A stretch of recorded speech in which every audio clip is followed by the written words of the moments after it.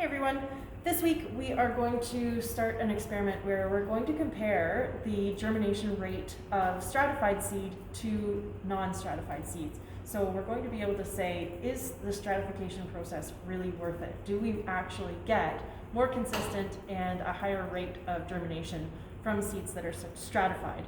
So today, for this experiment, we're going to use white pines. We have some white pine seeds that have not been stratified, and then we have some white pine seeds that have been stratified. And it's very important to keep them separate because they look exactly the same. So some organization will be required there, just so that we don't mix them up. So you've got two Petri dishes, and you just want to fill each of them with about 5 millimeters of sand. So if you use the lid of the Petri dish, there's a little line on that lid, and that gets us to right about the amount that we want to have. So you can use the lid to fill it, and then I prefer to work with the actual base of the Petri dish because it's just a little bit deeper. So once you've got your correct amount of sand, then you just pour it into the base, flatten it out, and that's what we need to work with.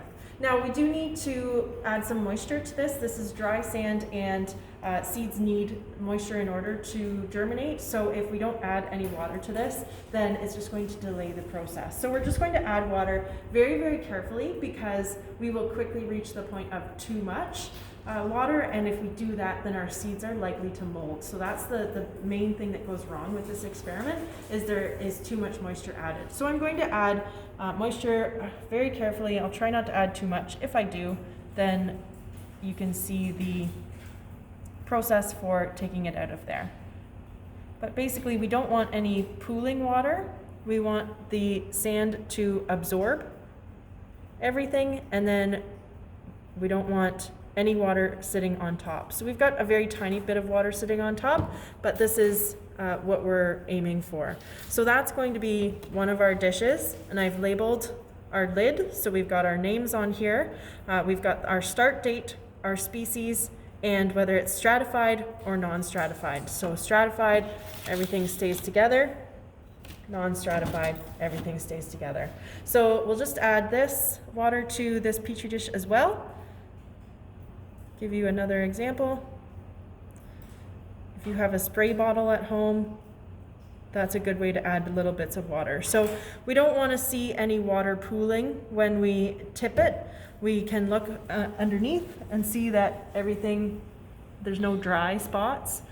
So we can see we don't have exactly the same amount of water in our dishes, and that's okay. There's going to be some variability here, but what we want to do now is just line our seeds. So we're going to test 50 seeds of each stratified and non-stratified. So the easier way to do that,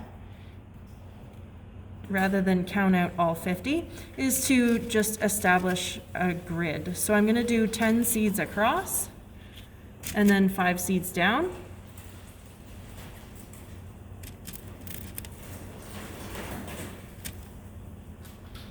One, two, three, 4, 5, 6, 7, 8.